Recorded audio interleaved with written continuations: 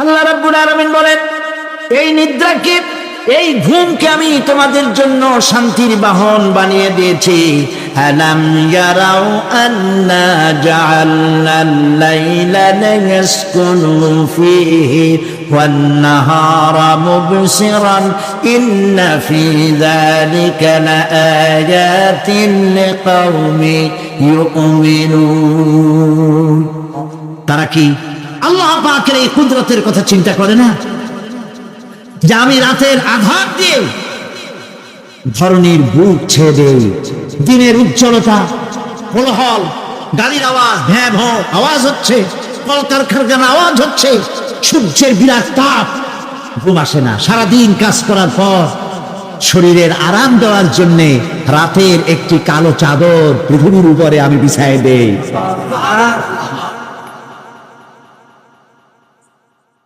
আর মানুষ আরাম গ্রহণ করে, শুধু মানুষ না, সব প্রাণী আরাম গ্রহণ করে। সুবহানাল্লাহ। এবং এরপরে দিনের আলো দিয়ে উদ্ভাসিত করি, যেন বিশ্রামের পর নতুন করে আবার কাজের সমস্ত উদ্দীপনা নিয়ে নতুন করে কাজে ঝাঁপিয়ে পড়তে পারে। কয়েক ঘন্টা অথবা সারাদিন হাড় ভাঙা খাটুনি খেটেছে, রিক্সা চালাইছে, গাড়ি চালাইছে, আড়াই মনের বস্তা মাথায় করে টেনেছে, চিন্তা ভাবনা করেছে। এরপরে যখন এই লোকটি কয়েক ঘন্টা মাত্র নিদ্রা গেল, আরাম পেল, মস্তিষ্ক হালকা হয়ে গেল, হার্টবিট কমে গেল, হাতের পায়ের কর্মোদ্দীপনা বেড়ে গেল, নতুন করে আবার কাজ করার জন্য সুযোগ এসে গেল। দুনিয়ার মানুষকে কর্মক্ষম রাখার জন্য আল্লাহ পাক ঘুমকে বানিয়েছেন নিয়ামত। সুবহানাল্লাহ। ওয়া মিন আয়াতিহি মানামুকুম বিল-লাইলি ওয়ান-নাহারি ওয়াবতিগাউ মিন ফাদলিহি। আল্লাহ পাক বলেন, তোমাদের রাত আর দিনের বেলায় নিদ্রা যাওয়া, এবং এটাই হচ্ছে তার অনুগ্রহ। রাত আর দিনের নিদ্রা যাওয়ার পরে আমার অনুগ্রহ অর্থাৎ রিজেক তালাশ করার জন্য শরীরের ভিতরে, মনের ভিতরে, হাত পায়ের মধ্যে কর্মের উদ্দীপনা আমি তোমাদের দিয়ে দেই। মহাবিজ্ঞানী আল্লাহ রাব্বুল আলামিনের এই বিশাল কুদরত এবং দয়া, যে মানুষকে তিনি ক্লান্তি দূর করার জন্য তিনি ঘুম দিয়েছেন, আলহামদুলিল্লাহ বলি। অনেক মানুষ আছে ঘুমাইতে পারে না, ঘুমাবার জন্য ফেনার গান খায়, ঘুমাবার জন্য ভ্যালিয়াম খায়, সিডাক্সিন খায়, রিল্যাক্সিন খায়, কত অক্সিজেন, অক্সিজেন, কত কিছু খায়, তারপরেও ঘুম আসে না। এই ঘুম যার আসে না, বিরাট নিয়ামত থেকে বঞ্চিত। ঘুম একটি নিয়ামত, আলহামদুলিল্লাহ বলি, আলহামদুলিল্লাহ বলি, বিশাল নিয়ামত ঘুম। আল্লাহ যে সমস্ত নিয়ামত আমাদের জন্ম থেকে শুরু করে এ পর্যন্ত বডির মধ্যে দিছেন, মৃত্যুর আগে আল্লাহ যেন একটু কেড়ে না নেন, বলি আমিন। আল্লাহ রাব্বুল আলামিনের পরে বলেন, ওয়াজআলনাল লাইলা লিবাসা ওয়াজআলনান নাহারা মাআশা। আর রাতকে করেছি আচ্ছাদন, আবরণ, দিনকে রুজি কামাবার জন্য ব্যবস্থা করে দিয়েছি। দিনের বেলা রুজি কামাবে, দিনের বেলায় ঘুমায় থাকবেন না। বহুত মানুষ আছে সকালবেলায় ঘুম দিল, 12টা 1টা বাজে গেল। উর্দুতে ছোটবেলায় পড়েছিলাম, জিসনে সোয়া উসনে খোয়া, যে ঘুমাইলো সব সর্বনাশ করলো। অসময় ঘুমানো, অসময় ঘুমানো সর্বনাশ হয়ে যাবে সব।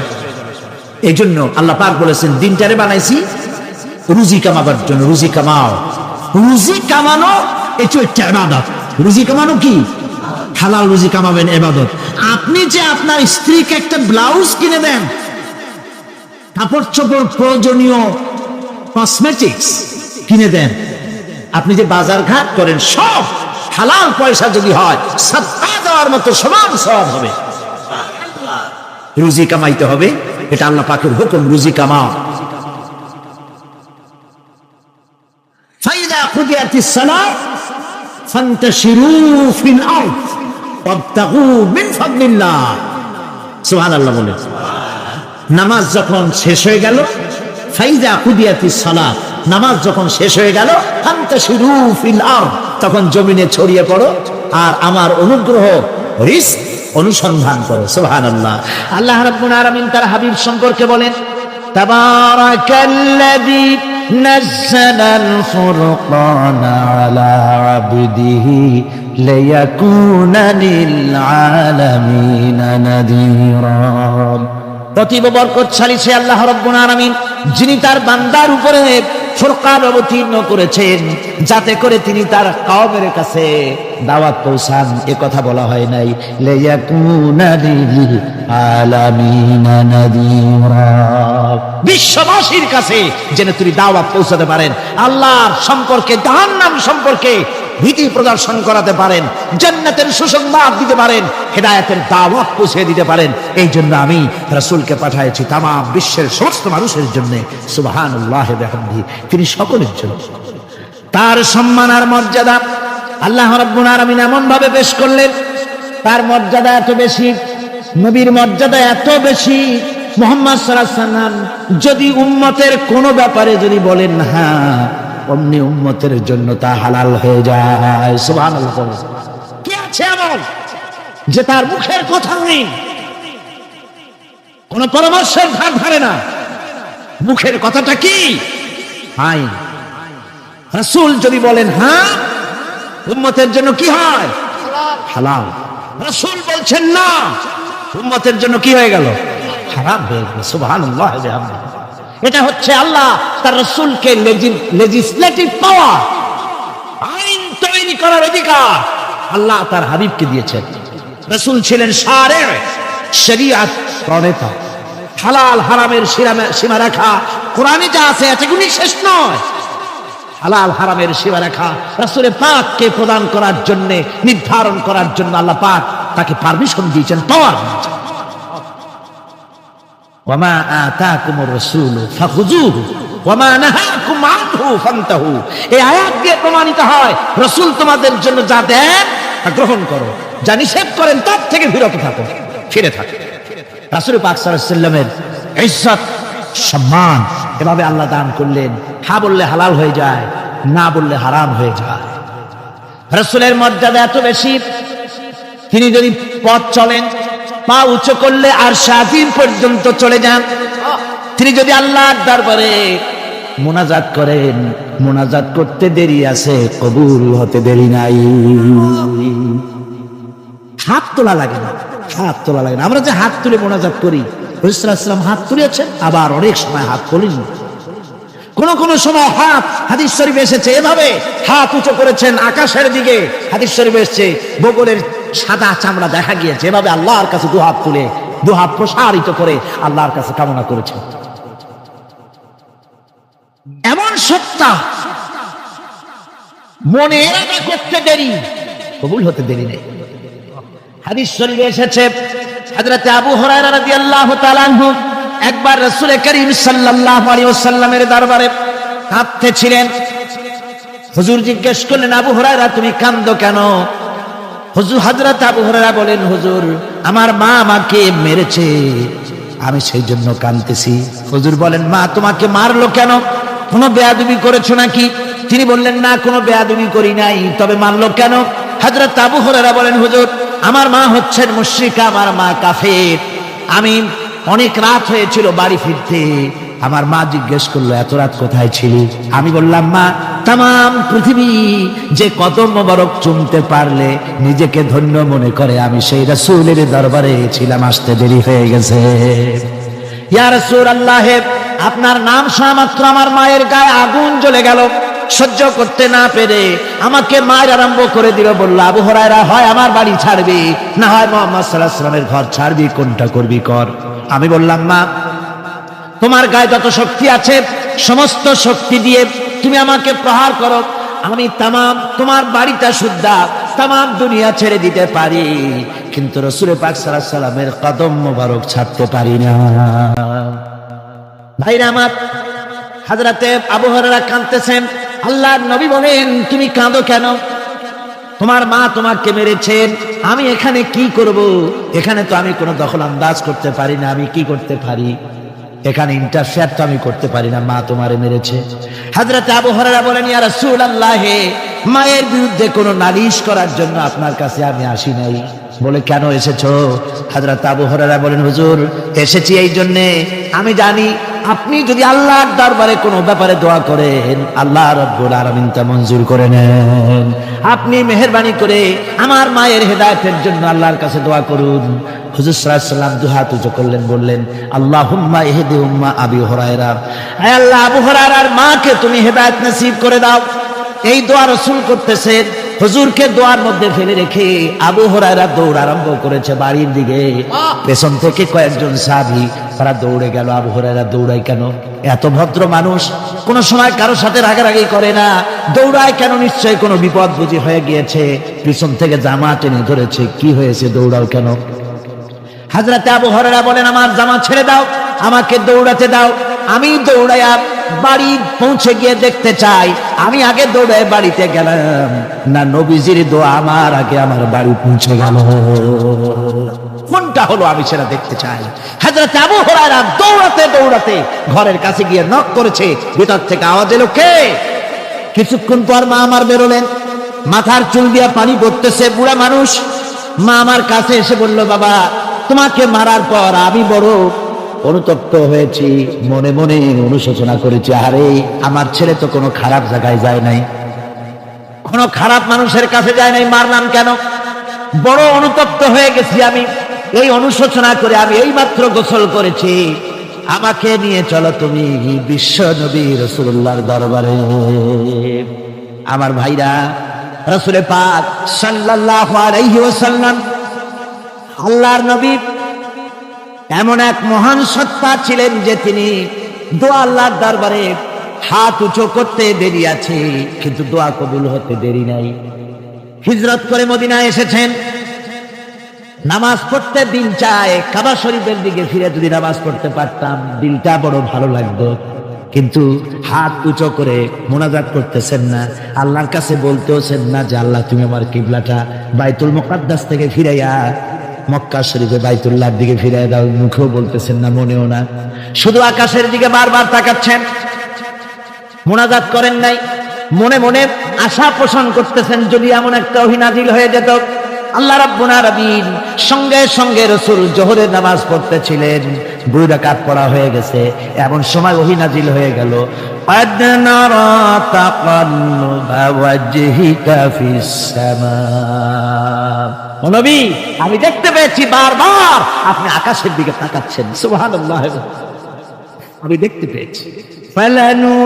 فلنولينك قبلة طاهرة فول وجهك شطر المسجد الحرام। দেরি নাই, আপনার মনের আশা পুরো হয়ে গেছে, এক্ষুনি আপনার কিবলা পরিবর্তন করুন। হুজুর 2 রাকাত পড়েছিলেন বাইতুল মাকদাসের দিকে ফিরে, বাকি 2 রাকাত তিনি মক্কা শরীফের কাবা শরীফের দিকে ফিরলেন। আজও পর্যন্ত সেই মসজিদ আছে, সাক্ষ্য দিচ্ছে নবীর কথা কিভাবে মঞ্জুর হয়। মসজিদে কিবলাতাইন মদিনা মুনাওয়ারায় সেই মসজিদ আজ আছে। ভাইরা আমার, রাসূল পাক সাল্লাল্লাহু আলাইহি ওয়াসাল্লাম এত বড় মর্যাদা সম্পন্ন ব্যক্তিত্ব, মহান ব্যক্তিত্বের উম্মতের মধ্যে আল্লাহ আমাদের শামিল করেছেন।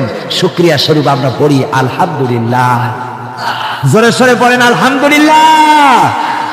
আমার ভাইরা, মর্যাদা এত বেশি আল্লাহ রাসূলকে আল্লাহ রাব্বুল আলামিন দান করেছেন। এই পৃথিবীতে কোন মানুষের সঙ্গে যদি আপনি বেয়াদবি করেন, তিনি আপনার বাপ হোক, তিনি আপনার মা হন, অথবা আপনার উস্তাদ হন, অথবা আপনার পীর হন, যে কেউ হোক না কেন, কারো সঙ্গে যদি কোনো বেয়াদবি হয়ে যায় তো শুধু একটা বেয়াদবি ছাড়া আর কিছুই না। কিন্তু নবীজির সঙ্গে যদি কেউ বেয়াদবি করে, সেটা শুধু বেয়াদবি থাকে না, কুফরি হয়ে যায়। কি হয়ে যায়? কুফরি হয়ে যায়। রাসূলুল্লাহকে কেউ তাওহীন করলে, অসম্মান করলে, সমালোচনা করলে কাফের হয়ে যায়। বলেন কি হয়ে যায়? কত বড় মর্যাদা! রাসূল পাক সাল্লাল্লাহু আলাইহি ওয়াসাল্লাম তার সামনে সাহাবায়ে কেরাম বসা, হুজুর কথা বলছেন, সাহাবায়ে কেরাম তারাও কথা বলছেন। কথা বলতে বলতে এক পর্যায়ে সাহাবীদের গলার আওয়াজ বড় হয়ে গেছে। হুজুরের গলার আওয়াজ শোনা যায় না, সাহাবীদের গলার আওয়াজটা বড় হয়ে গেল। আল্লাহ রাব্বুল আলামিন এতটুকু বরদাস্ত করলেন, আমার নবীর গলার আওয়াজের চাইতে তোমাদের আওয়াজ বড় হলো কেন? সঙ্গে সঙ্গে ওহী নাযিল হয়ে গেল।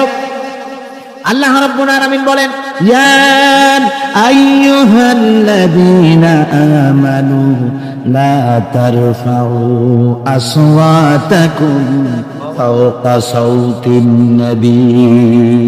ও বিশ্বাসীরা, খবরদার, তোমরা যারা ঈমান এনেছো শোনো, তোমাদের গলার আওয়াজ যেন আমার নবীর গলার আওয়াজের চাইতে বড় না হয়ে যায়। যদি তা হয়, আনতাহবাতা আমালু, জীবনের সমস্ত ভালো কাজগুলি আমি আল্লাহ বরবাদ করে দেব। আজ পর্যন্ত এই আয়াতে কারিমা রাসূল পাক সাল্লাল্লাহু আলাইহি ওয়াসাল্লামের রাউজায়ে আতহারের সামনে সবুজ সাইনবোর্ডের উপরে সোনার অক্ষর দিয়ে এই আয়াতে কারিমা লেখা রয়েছে। সুবহানাল্লাহ। সর্বকালের, সর্বযুগের সর্বশ্রেষ্ঠ মহামানব, সর্বশ্রেষ্ঠ বিশ্বনবী, আল্লাহর পরে যার মর্যাদা, তিনি হচ্ছেন মুহাম্মদ রাসূলুল্লাহ সাল্লাল্লাহু আলাইহি ওয়াসাল্লাম। তার অনুসরণ করা ইবাদত, তার অনুসরণ করা কি? আর তার নাফরমানি করা কুফর।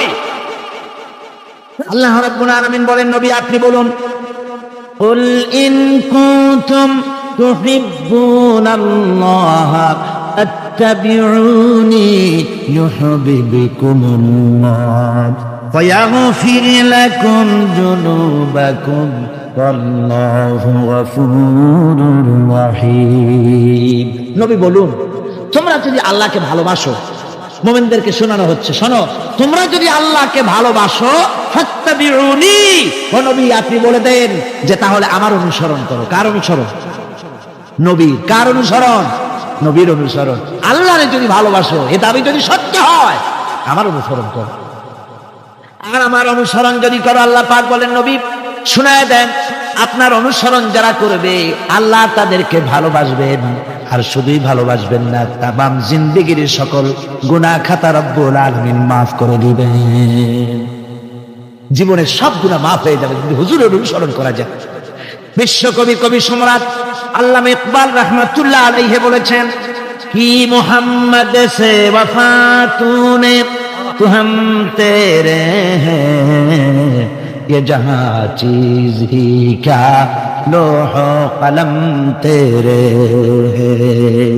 মুহাম্মদ সাল্লাল্লাহু আলাইহি ওয়াসাল্লামের সঙ্গে মুহাব্বতের পর আকাশ আর জমিন তো দূরের কথা, লৌহ কলম পর্যন্ত আমি আল্লাহ তোমার জন্য করে দেব। তুমি মুহাম্মদের হয়ে যাও সাল্লাল্লাহু আলাইহি ওয়াসাল্লাম, তার অনুসরণ করো, তার অনুকরণ করো জীবনের সব ক্ষেত্রে। ভাইরা আমার, তিনি হচ্ছেন আদর্শ। ভালো করে শুনুন, এই পৃথিবীতে কোন পীর সাহেব, কোন খাজা বাবা, কোন মাওলানা সাহেব, তার অন্ধ অনুকরণ করা যাবে না। যাবে চোখ বুঝে, চোখ বুঝে, বিনা প্রশ্নে, বিনা তর্কে যার অনুসরণ করতে হবে তিনি হচ্ছেন মুহাম্মদ রাসূলুল্লাহ সাল্লাল্লাহু আলাইহি ওয়াসাল্লাম। বিনা প্রশ্নে। কোন পীর সাহেব বললেন সকালবেলায় 10,000 বার আল্লাহু আল্লাহু করো, আল্লাহ আল্লাহ আসতে হু জোরে, অথবা লা ইলাহা ইল্লাল্লাহ 500 বার জিকির করো, লা ইলাহা আসতে ইল্লাল্লাহ জোরে। আর ইল্লাল্লাহ কোন কোন মুরিদরা তো এত জোরে করে তাতে কলব থাকলেও পারে, গেলেও পারে। আপনি ওই পীর সাহেবের কথা মতো এই জিকির করবেন, আপনাকে দেখতে হবে রাসূলুল্লাহ সাল্লাল্লাহু আলাইহি ওয়াসাল্লাম এইরকম জিকির করেছেন কিনা। ঠিক কিনা বলেন? সাহাবায়ে কেরাম রিদওয়ানুল্লাহি তাআলা আলাইহিম আজমাইন তারা এরকম জিকির করেছেন কিনা। যদি রাসূল এরকম জিকির করে থাকেন, সাহাবায়ে কেরাম এরকম জিকির করে থাকেন, অবশ্যই সেই জিকির আমরা করব। ঠিক কিনা? অন্ধভাবে কাউকে গ্রহণ করব না। কেউ পাগড়ি বাঁধলো, পেছনটা 6 হাত লম্বা রাখলো, আমার পীর সাহেব, সেই জন্য আমি বুঝি আমিও 6 হাতের জায়গায় বরকতের জন্য 12 হাত একেবারে লম্বা করে টানতে টানতে আসবে রাস্তার উপর, এরকম করব না। জামাটা কেমন হবে, মোষটা কেমনে কাটবো, দাড়িটা কিভাবে রাখবো, টুপিটা কিভাবে লাগাবো, খানা কিভাবে খাবো, তারপরে কিভাবে কি করব আর না করব, সবটার মানদণ্ড হচ্ছেন কে?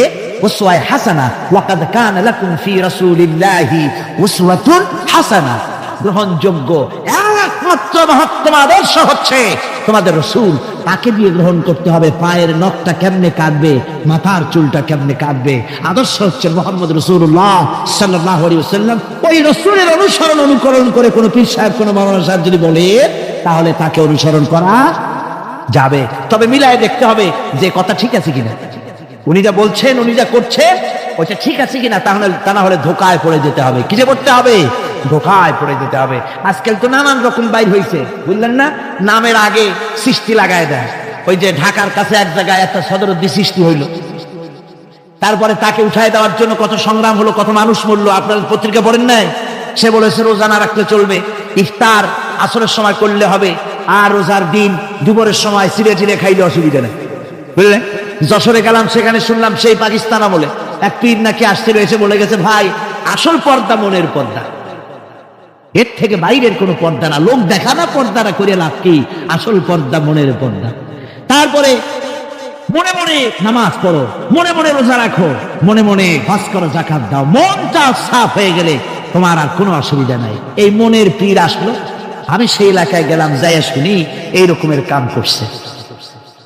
আমি বললাম, ওই লোকটা যদি আবার আসে, আম গাছের সাথে বান্ধা ধুয়ে, তারপরে সে যখন বলবে যে আমার তো পেশাব পায়খানা করা লাগবে, আমারে ছাড়ো, তোমরা বলবা যে না, ছাড়া যাবে না। মনে মনে যদি নামাজ পড়া যায়, মনে মনে পেশাব পায়খানা করুন। যদি বলে আমার ক্ষুধা লাগছে অথবা পানি পান করবে, তৃষ্ণা লেগেছে, বলতে হবে মনে মনে যদি রোজা রাখা যায়, তো মনে মনে খাওয়া দাওয়ার কামটা সারিয়ে নেন, মেহরবানি করে। এই ধরনের কিছু সংখ্যক লোক বেরিয়েছে, যাদেরকে লোকেরা সাহাবীদের চাইতে, নবীদের চাইতেও বড় মনে করে। আশ্চর্য কথা, বিভিন্ন জায়গায় ধরনের পীর হয়, তাদের আবার নওরোজ অনুষ্ঠান হয়, তাদের জন্ম দিবসে তাদেরকে গোসল করানো হয়, সেই গোসলের পানি আবার মুরিদেরা খায়। জোরে কর নাউজুবিল্লাহ, জোরে কর নাউজুবিল্লাহ।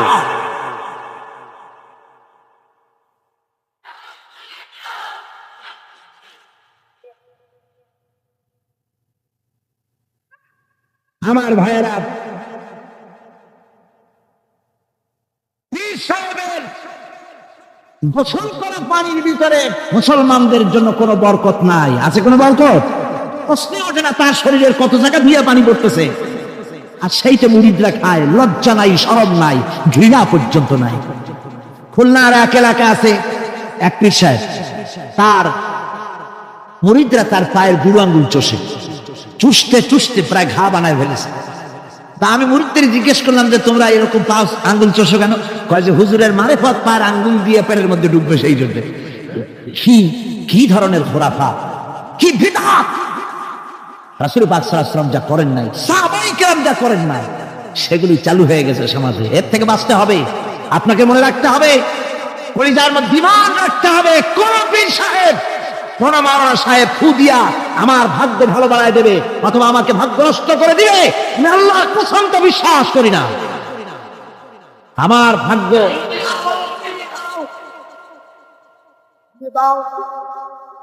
আমার ভাগ্য, আমার তাকদীর, ভালো বা খারাপ, এর সবটা হতে পারে আল্লাহর পক্ষ থেকে। কার পক্ষ থেকে? যারা বলেন কার পক্ষ থেকে? আল্লাহর পক্ষ থেকে হতে পারে।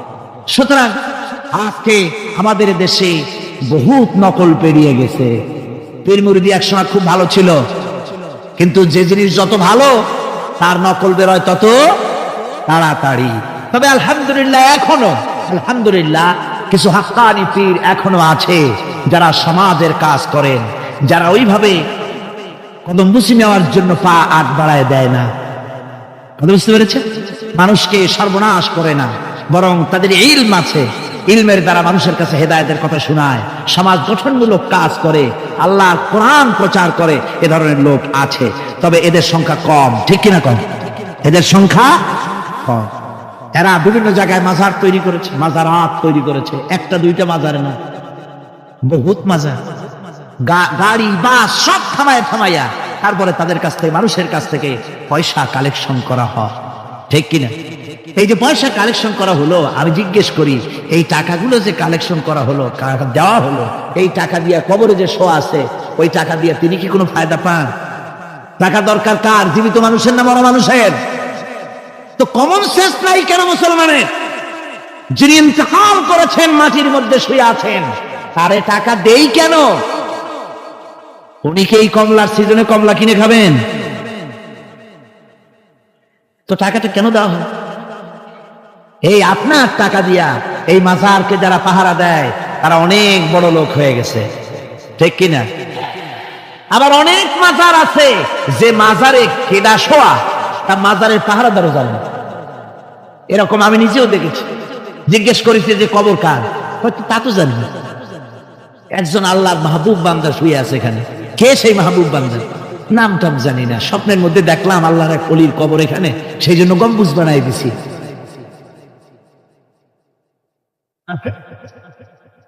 একটা রিসালার মধ্যে দেখেছি, একটা রিসালার মধ্যে লেখা হয়েছে যে একজন পীর সাহেবের এক মুরিদ ছিল। তো পীর সাহেবের বাড়িতে এক মাজার আছে, সেই মাজারকে কেন্দ্র করে প্রতি বছর ওরস হয়। মুরিদ সে গরিব মানুষ, ব্যবসা বাণিজ্য করে খায়। তারপরে সে তার একটা গাধা ছিল, সেই গাধার উপরে সওয়ার হয়ে বাজার ঘাট করতো, মালপত্র আনা নেওয়া করে ওই গিয়ে তার জীবিকা নির্বাহ। একদিন তার গাধাটা মারা গেল। সেই রিসালার মধ্যে লেখা হয়েছে যে লোকটা তখন গাধা মরেছে, এর আর কিচ্ছু নাই, জমি জমাও নাই, খাবে কি করে? খুব দুঃখ পেল মনে। আর এই গাধা যদি মরে কুলে পড়ে থাকে তাহলে দুর্গন্ধ হবে।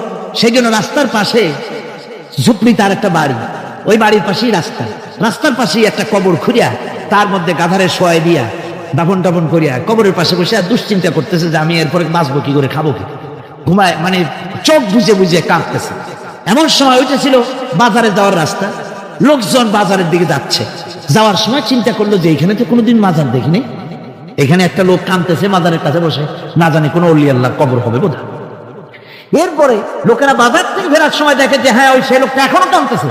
তখন যার কাছে যা ছিল, কেউ 2টা পান খেয়ে গেল, কেউ একটা বেগুন, কেউ 2টা চিংড়ি মাছ, কেউ 2টা টাকা, কেউ একটু মরিচ, এইভাবে তরি তরকারি চাউল যার কাছে যা ছিল কিছু কিছু দিয়ে গেছে। কিছুক্ষণ পর সন্ধ্যার দিকে লোকটা মনে করলো আর কতক্ষণ কান্দি, এখন বাড়ি যাই। চোখ খুলে দেখে চতুর্দিকে খাদ্য খাবার, তরি তরকারি, পয়সা করি। কই যে মাশাআল্লাহ, শুনছিলাম হাতি বাঁচতেও লাখ টাকা, মরলেও লাখ টাকা। সে কথা যে গাধার ব্যাপারে খাটে তা তো জানি না। এই গাধা মরেও তো আমার বাঁচায় গেছে। এখন ওই কবরের উপরে, গাধার কবরের উপরে চাদর টাদর চড়ায় চড়ায় দিয়া ওইখানে জুজ্জাত করে বসছে। বছর খানিক চলে গেল, লোকেরা পয়সা করে দেওয়া শুরু করলো। এরপরে সেখানে সে ইট পাটকেল জোগাড় করলো, একটা বিল্ডিং তৈরি করলো, সামনে সাইনবোর্ড লাগাই দিল হযরত গেদা শাহ রহমাতুল্লাহ আলাইহির মাজার। মানুষ প্রতি বছর ওরসে এখানে জমা হচ্ছে, টাকার অভাব নাই। এখন এই লোক যার মুরিদ, সেই পীর সাহেবের কাছে অন্যরা এসে কয় হুজুর আপনার মাজারের আর বরকত কি, আপনার মুরিদের মাজারের কাছে মানুষ ভরা, টাকার অভাব নাই। পীর সাহেব কৌতূহল হলো যে ও আবার একটা মাজার পাইল কই। তারপরে একদিন ওই মুরিদকে ডেকে বললো, বাবা সত্যি কথাটা আমারে কয়, এই মাজার কার? মুরিদ কয় যে হুজুর আপনি আমার ওস্তাদ, আপনার কাছেই সব শিখছি, কিন্তু এই কথা কাউকে বলবেন না। বলল না, বল না কি হয়েছে, মাজারটা কার? বললো যে হুজুর যে গাধাটা নিয়ে ব্যবসা করতাম ওই গাধাটা মরে গেল, তারে কবরে দিয়েছি, এরপরে পরে এই ঘটনা হয়েছে। পীর সাহেব কয় আমি আরো চিন্তা করছিলাম যে না জানি কোনো সত্যি কোনো পীর সাহেবের মাজার, অসুবিধা হয় নাই, তোমার ওখানে যে তার কবর, ওইটার মায়ের কবর হলো আমার বাড়িতে। মানে ওই বাচ্চা গাধাটা পীর সাহেব দিয়েছিল তারে।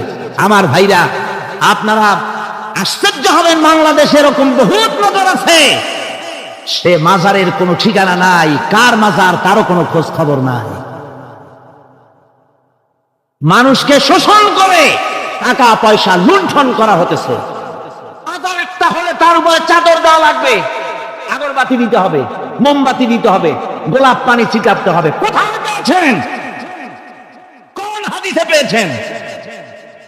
মাজারে যদি চাদর দিতে হতো, রাসূল পাক সাল্লাল্লাহু আলাইহি ওয়াসাল্লামের কবরের উপরে লোকেরা সুতার চাদর দিত না, নিজের কলিজা বার করে কলিজা দিয়ে চাদর বিছায় দিত হুজুরের মাজারের উপরে। জান্নাতুল বাকিতে গিয়ে দেখুন, জান্নাতুল বাকিতে শহাদায়ে উহুদ আছে, সেখানে সাহাবায়ে কেরাম আছে, আজওয়াজে মুতাহহারাত আছে, বানাতে রাসূল, ইবনে রাসূল, আহলে বাইত সেখানে শুয়ে আছেন।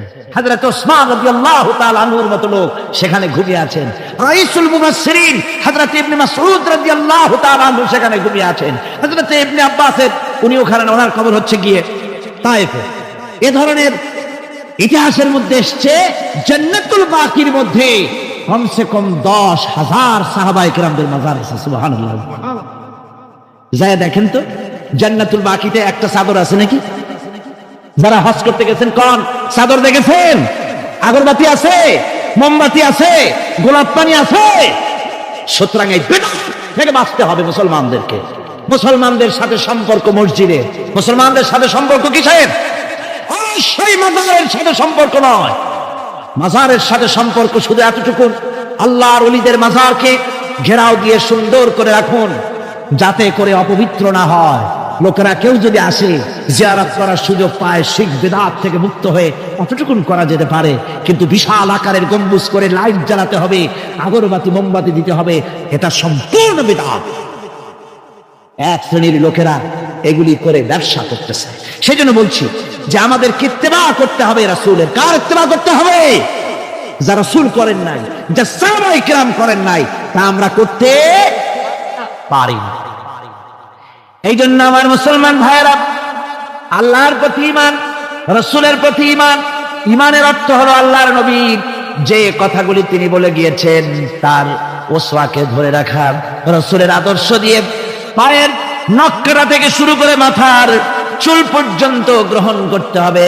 নবী মুহাম্মদ রাসূলুল্লাহ সাল্লাল্লাহু আলাইহি ওয়াসাল্লামের তিনি যেভাবে যা করেছেন তার উল্টা পাল্টা একটাও করা যাবে না, সব করতে হবে কার কথা মতো? রাসূল পাক সাল্লাল্লাহু আলাইহি ওয়াসাল্লামের কথা মতো। রাসূলের প্রতি ঈমান এর অর্থ হলো তিনি হচ্ছেন আইনদাতা। তিনি আইন ও বিধান দিয়েছেন আল্লাহর পক্ষ থেকে। আইন ও বিধান কার পক্ষ থেকে দিয়েছেন? আল্লাহর পক্ষ থেকে। তিনি যে বিচার করেছেন সেই বিচারক হিসাবে তাকে গ্রহণ করতে হবে। তিনি যে বিধান দিয়েছেন সেটাই মানতে হবে। তিনি শাসক ছিলেন, তিনি রাষ্ট্রপতি ছিলেন, তিনি সব ছিলেন, সকলের জন্য তিনি আদর্শ। তিনি যুবকের আদর্শ, তিনি নানার আদর্শ, তিনি স্বামীর আদর্শ, তিনি পিতার আদর্শ, তিনি রাষ্ট্রপতির আদর্শ, তিনি সেনাপতির আদর্শ, তিনি শ্রমিকের আদর্শ, তিনি সকলেরই আদর্শ। ঠিক কিনা কর? সকলের আদর্শ। রাসূলের ফয়সালা প্রত্যেকটি উম্মতকে মানতে হবে। একবার একজন মুসলমান আর একজন ইহুদি রাসূলের কাছে গিয়ে উপস্থিত হলেন। ইহুদি গিয়ে নালিশ করলো হুজুরের কাছে মুসলমানের বিরুদ্ধে। হুজুর সাল্লাল্লাহু আলাইহি ওয়াসাল্লাম সে নালিশ শুনে তিনি ফয়সালা দিলেন ইহুদির পক্ষে। মুসলমান ব্যক্তি অসন্তুষ্ট হয়ে গেল। তিনি চলে গেলেন হযরত ওমরের কাছে, গিয়ে বললেন, ভাই ওমর, একটা জিনিসের বিচারের সানি করার জন্য আপনার কাছে এসেছে। কি সানি? বলে যে মুহাম্মদ সাল্লাল্লাহু আলাইহি ওয়াসাল্লামের কাছে গিয়েছিলাম, তিনি এই বিচারটা করলেন, আমি মুসলমান, নামাজ পড়ি, চাঁদা দিই, জিহাদে যাই, আর আমার পক্ষে রায় না দিয়ে রায় দিলেন তিনি ইহুদির পক্ষে। আপনি মেহেরবানি করে বিচারের সানিটা করে দেন। হযরত ওমর বলছেন, অবশ্যই আমি সানি করব, বসো। হযরত ওমর ঘরে চলে গেলেন। ঘরের ভিতর থেকে একটা তরবারি নিয়ে এলেন। তরবারিকে খাপ মুক্ত করে তিনি বললেন, আল্লাহর বান্দা, যে ব্যক্তি মুহাম্মদ রাসূলুল্লাহ সাল্লাল্লাহু আলাইহি ওয়াসাল্লামের ফয়সালা করে দেওয়ার পর আর ফয়সালার সানি করতে আসে, ওর সানিটা, ওর ফয়সালাটা এরকম করে করে দিতে হয়। তরবারি দিয়ে আঘাত দিলেন, লোকটি দুই টুকরা হয়ে পড়ে গেল। আমার বন্ধুগণ, সারা এলাকায় সারা পড়ে গেল, মুসলমান, হযরত ওমর মুসলমান হত্যা করেছেন। আর ওই নিহত ব্যক্তির আত্মীয় স্বজনরা দিয়ত দাবি করতে এলো। আল্লাহ রাসূলের কাছে আল্লাহ পাক জানিয়ে দিলেন যে এই লোক হযরত ওমর কোন মুসলমান হত্যা করেনি। হযরত ওমর যাকে হত্যা করেছে সে ব্যক্তি মুনাফিক। সে ব্যক্তি কি? মুনাফিক। অর্থাৎ হে রাসূল, আপনি ফয়সালা দেওয়ার পর সেই ফয়সালা যে মানে না, দ্বিধাদ্বন্দ্বে ভোগে, ওই ফয়সালা গ্রহণ করতে রাজি হয় না, সে মুমিন নয়, মুসলমান হিসেবে দাবি করতে পারে না, আর জমিনে বেঁচে থাকার অধিকারও সে হারিয়ে ফেলে। আমার মুসলমান ভাইরা, আল্লাহ রাব্বুল আলামিন আমাদের জন্য এভাবে করে তিনি আমাদের রাসূল পাক সাল্লাল্লাহু আলাইহি ওয়াসাল্লামকে দিয়েছেন, উসওয়া করে দিয়েছেন। তার ইতাআত করা, তার আনুগত্য করা দুনিয়াবাসীদের জন্য ফরজ করে দেওয়া হয়েছে। আল্লাহ রাব্বুল আলামিন বলেন, ওমান আরসালনা মির রাসূলিন ইল্লা লিয়ুতা বিইذনিল্লাহ। আমি যে রাসূল পাঠিয়েছি তাদের আনুগত্য করতে আমি বাধ্য করে দিয়েছি। তাদের আনুগত্য শুধু এই জন্যই করতে হবে লোকদেরকে, যেহেতু তারা নির্দেশ করেন আল্লাহর হুকুম অনুযায়ী। আল্লাহর নির্দেশ অনুযায়ী নবীদের আনুগত্য সকলেরই করা লাগবে। মাইয়ুতির রাসূল ফাকাদ আতা আল্লাহ, আল্লাহ পাক বলেন যে ব্যক্তি রাসূলের আনুগত্য করে সেজন্য আমি আল্লাহ রাব্বুল আলামিনের আনুগত্য করলো। জোরে বলেন সুবহানাল্লাহ। এরপরে আল্লাহ রাব্বুল আলামিন বলেছেন ইয়া আইয়ুহাল্লাযীনা আমানু আতিউল্লাহা ওয়া আতিউর রাসূল ওয়া লা তুবতিলু আমালাকুম। আল্লাহ পাক বলেন ও বিশ্বাসীরা তোমরা আনুগত্য করো আল্লাহর এবং আনুগত্য করো রাসূলের। কোন ব্যাপারে কোন তো আনুগত্য যে আল্লাহ করতে বললেন আল্লাহর এবং রাসূলের, কোন ব্যাপারে আনুগত্য? সমস্ত ব্যাপারে, জীবনের সকল অঙ্গনে আনুগত্য করতে হবে। কার? আমি দেখতে পাচ্ছি মাঝখান থেকে দুই একজন লোক হাঁটেন, আমি কিন্তু আগেই নিষেধ করেছি এই বেয়াদবি আল্লাহর হস্তে কেউ করবেন না। আপনার হাঁটার কারণে অন্য লোকেদের শোনার মধ্যে ডিস্টার্ব হয়, এই বেয়াদবি কেউ করবেন না। ভাইরা আমার, আল্লাহ এবং রাসূলের আনুগত্য করতে হবে জীবনের সকল ক্ষেত্রে। রাসূল পাক সাল্লাল্লাহু আলাইহি ওয়াসাল্লাম শুধু নামাজের কথা বলেছেন, শুধু রোজার কথা বলেছেন, হজ আর যাকাতের কথা বলেছেন, আর কিছু বলেন নাই নাকি? বলেছেন কিনা? রাসূলুল্লাহ রাজনীতি করেছেন কিনা? রাসূলুল্লাহ প্রেসিডেন্ট ছিলেন কিনা? যুদ্ধ করেছেন কিনা? কিন্তু আজ আমাদের দেশে শুনতে হয় রাসূলের প্রতি ঈমানের অর্থ কি? ঈমানের অর্থ শুধু এতটুকু নয়, রবিউল আউয়াল মাস আসবে আর তুম পে লাখো সালাম, আর সারা বছর খোঁজ নাই। খুব সুন্দর করে দরুদ শরীফ মিলাদ শরীফ পড়বেন, আর রাসূলের আইন অমর্যাদা হবে। রাসূলের আইন সংসদে থাকবে না, পার্লামেন্টে থাকবে না, কোর্ট কাছারি আদালতে থাকবে না। বলা হবে ধর্ম আর রাজনীতি আলাদা। রাসূলের প্রতি এই ঈমানের 4 পয়সা মূল্য নাই। আছে মূল্য? মূল্য নাই। রাসূলের প্রতি ঈমান, ঈমান কি? ঈমানটাই হলো রাসূল যা করেছেন, আমাদেরকে যেভাবে যা আদেশ করেছেন তাই আমাদের মানতে হবে। উম্মতের এটা দায়িত্ব। কিন্তু আমরা এমনই উম্মত, আমরা নিজেরা ফয়সালা করে নিজেদের, আমরা বলেছি ধর্ম আর রাজনীতি আলাদা। অবশ্য চট্টগ্রামে এই ধরনের কথা কেউ বলে না, বলে ধর্ম আর রাজনীতি আলাদা। জোরে কোন নাউযুবিল্লাহি মিন যালিক। ধর্ম আর রাজনীতি আলাদা যারা বলে তারা হলো রাজনীতি ব্যবসায়ী। তারা কি ব্যবসায়ী? রাজনীতি ব্যবসায়ী। ওরা রাজনীতির ব্যবসা করে। जुदा हो जो दीन से सियासत रह जाती है चंगेजी। ধর্ম থেকে রাজনীতি যখন আলাদা হলো তখন সেখানে বাকি থাকে চেঙ্গিজিপনা, হারাকু খানপনা, মারামারি, হত্যাকাণ্ড সেখানে চালু থাকে, আর কিছুই থাকে না। ধর্ম ছাড়া রাজনীতি, তার নাম হচ্ছে প্রচন্ড দুর্নীতি। তার নাম কি? একটি প্রচন্ড দুর্নীতি। এক শ্রেণীর লোকেরা আজ বলছে যে ধর্ম আর রাজনীতি আলাদা। ধর্ম কোথায়? তাদের কথা হলো ধর্ম হলো পবিত্র জিনিস, ওই পবিত্র জিনিস থাকবে মসজিদে, পবিত্র জিনিস থাকবে মাদ্রাসায় আর খানকার ভেতরে। ওই পবিত্র ধর্ম রাজনীতিতে আনা যাবে না।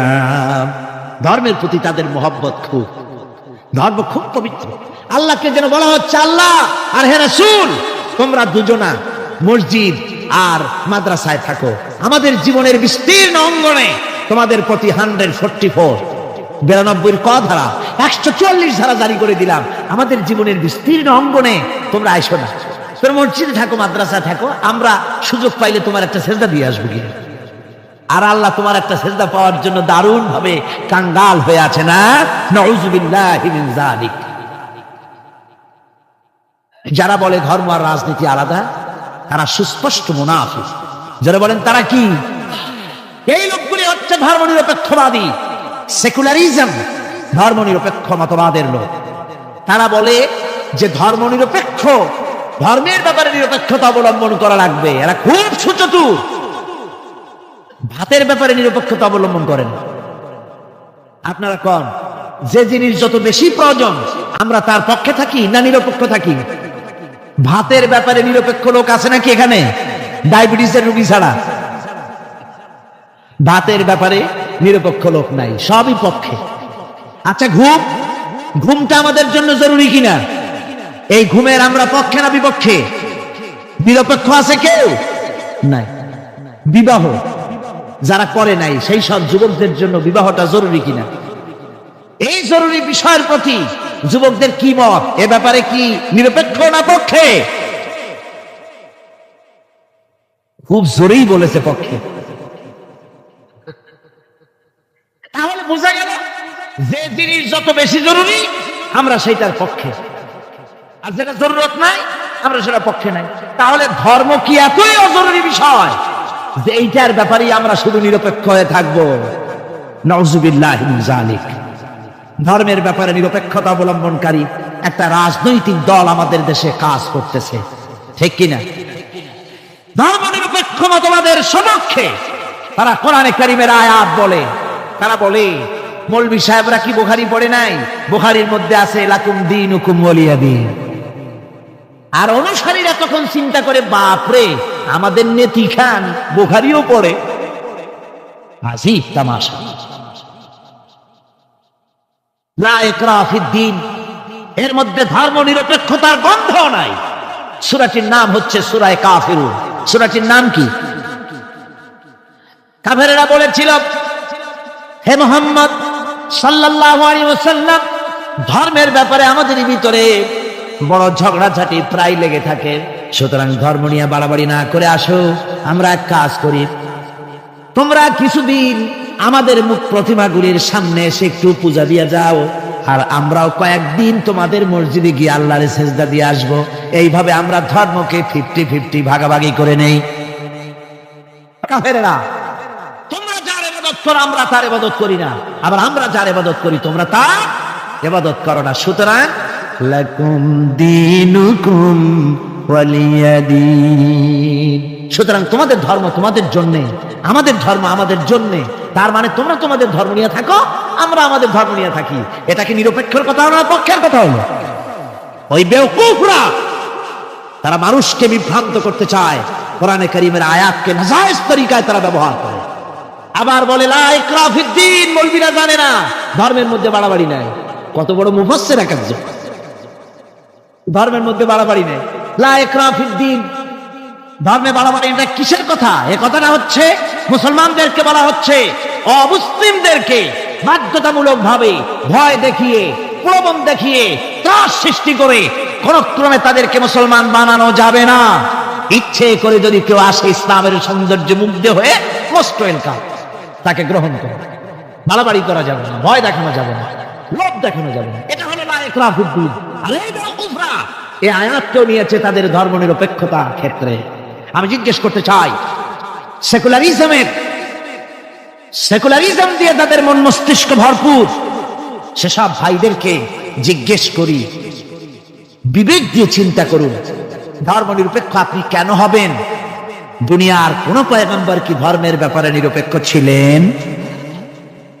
আপনি যার উম্মত, আমরা যার উম্মত, বিশ্বনবী তিনি কি ধর্মের ব্যাপারে নিরপেক্ষ ছিলেন? রাসূলুল্লাহ রীতিমতো রাষ্ট্রপ্রধান ছিলেন, প্রেসিডেন্ট ছিলেন, সুবহানাল্লাহ পড়ে 12.5 লক্ষ বর্গ মাইল শাসন করেছেন। প্রেসিডেন্ট ছিলেন মুহাম্মদ রাসূলুল্লাহ সাল্লাল্লাহু আলাইহি ওয়াসাল্লাম।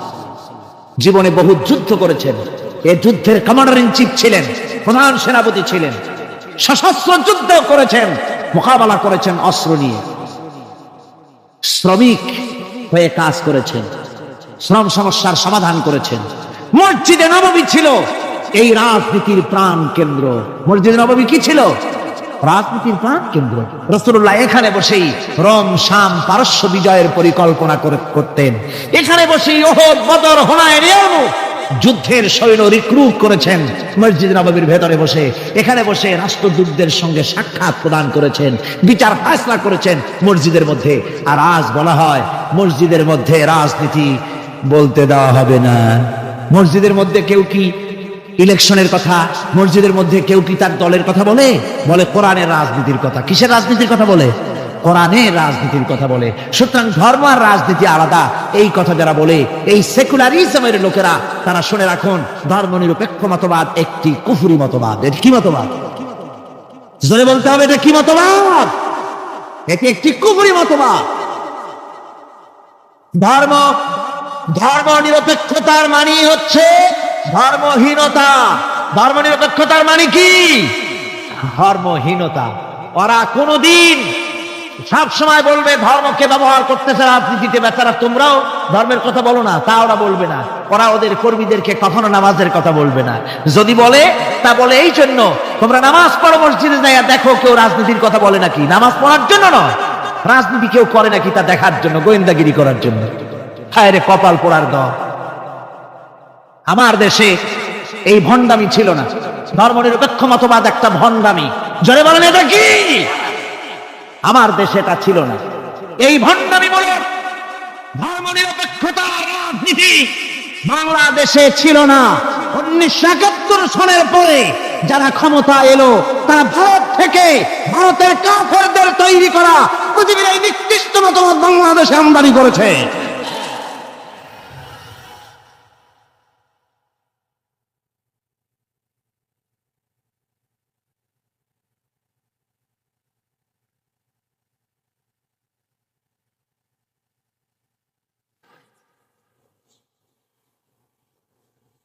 আমার মুসলমান ভাইয়েরা,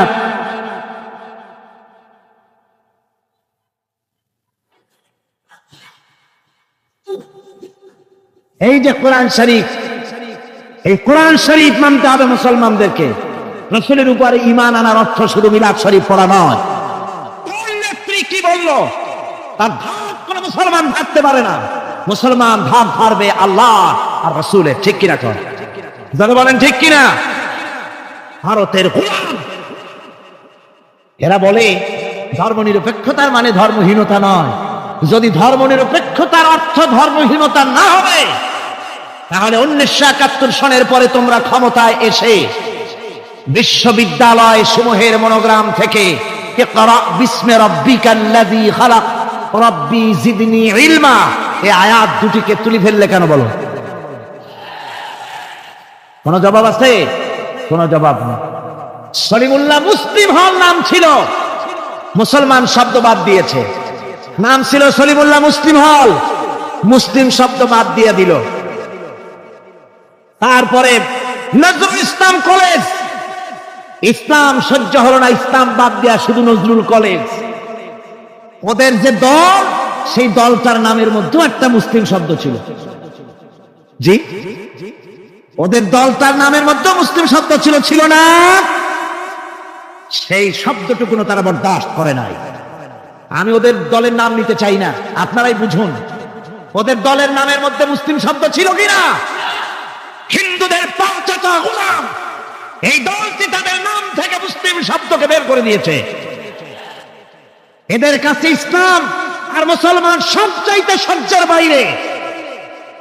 তাই যখন ভারতে শত শত মসজিদ ভাঙে উগ্রপন্থী হিন্দুরা, তখন ভারতের ওই গোলাম দলটি শনি রাখরা ঘুরে বেড়ায়।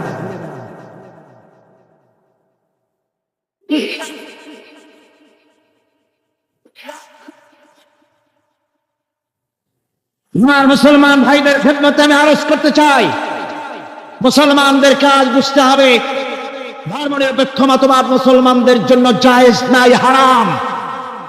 দুনিয়ার সব আলেম এই ফতোয়ার উল্টা কেউ ফতোয়া দিতে পারবে না। দুনিয়ার সব মুফাসসিরিন, মুহাদ্দিসিন, উলামায়ে কেরাম, মুফতি সব একমত ধর্মনিরপেক্ষ মতবাদ কুফরি মতবাদ। কি মতবাদ? যারা বলেন কি মতবাদ? মুসলমানের সন্তান যাকে মুসলমানের জন্ম দিয়েছে ধর্মনিরপেক্ষবাদের আন্দোলন করতে পারে না, হারাম হারাম।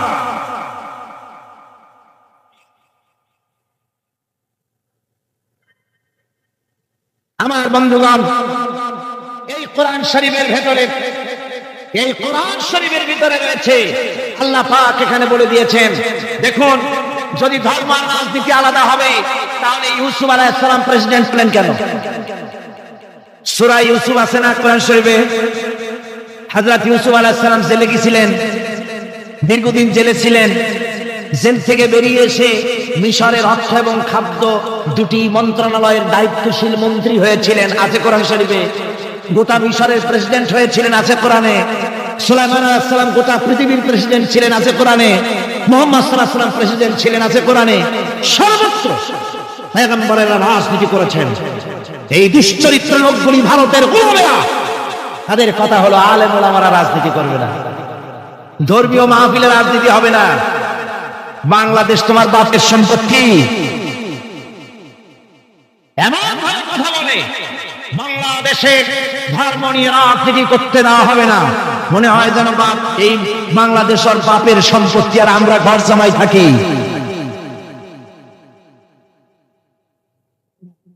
সুতরাং কোরআনের রাসূলের প্রতি ঈমানের অর্থ হলো রাসূলুল্লাহ যে ধরনের রাষ্ট্র কায়েম করেছেন মদিনায়, ওই রকম রাষ্ট্র কায়েমের শপথ নিতে হবে, এর নাম রাসূলের প্রতি ঈমান। ঠিক কিনা? শুধু জামা কাপড় সুবিধা যেটা সেইটা সুবিধাবাদ জিন্দাবাদ। রাসূলুল্লাহর সুন্নাত দুই রকম। সুন্নাত কয় রকম? এক ধরনের সুন্নাত আমল করা সহজ, আর এক শ্রেণীর সুন্নাত আমল করা কঠিন। ঠিক কিনা? আমি কিন্তু সুন্নতের মর্যাদা সম্পর্কে কথা বলছি না, আমি বলছি আমলের ব্যাপারে ধরনটা। এক শ্রেণী রাসূলের কোন সুন্নতের কদর কিন্তু কম নয়, আকাশ আর জমিন বিক্রি করলেও রাসূলের একটা সুন্নতের সমান মর্যাদা হবে না। রাসূলের সুন্নাত পালনের মধ্যে দুই ধরনের, একটা সুন্নাত হচ্ছে পালন করা খুব সহজ, আর একটা পালন করা কঠিন। সহজ সুন্নাত হলো চোখে সুরমা লাগানো, সহজ সুন্নাত দুপুরে খাইয়া আরামে ঘুমানো, সহজ সুন্নাত হলো কদু খাওয়া, সহজ সুন্নাত খাবারের পরে মিষ্টি খাওয়া, এগুলি হলো সহজ সুন্নাত। আর কঠিন সুন্নাত হচ্ছে বদরের প্রান্তরে কাফেরদের মোকাবেলায় দাঁড়ানো। কঠিন সুন্নাত হচ্ছে উহুদের ময়দানে দন্দান মোবারক শহীদ করার সুন্নাত। কঠিন সুন্নাত হচ্ছে কাফিরের বিরুদ্ধে মানুষের তৈরি করা মতবাদ উৎখাত করে আল্লাহর জমিনে আল্লাহর দ্বীন কায়েম করার সুন্নাত। আমি আজ এই বিশাল জনতাকে জিজ্ঞাসা করতে চাই, আপনারা রাসূলের সহজ সুন্নাত আমরা যেভাবে পালন করব, কঠিন সুন্নাত পালন করতে রাজি আছেন? তাহলে বাংলাদেশের বুকে ধর্ম নিরপেক্ষতার মুখে লাথি মেরে কোরআনের রাজ কায়েম করতে রাজি আছেন? দুহাত উঁচু করে দেখান। আলহামদুলিল্লাহ, আলহামদুলিল্লাহ।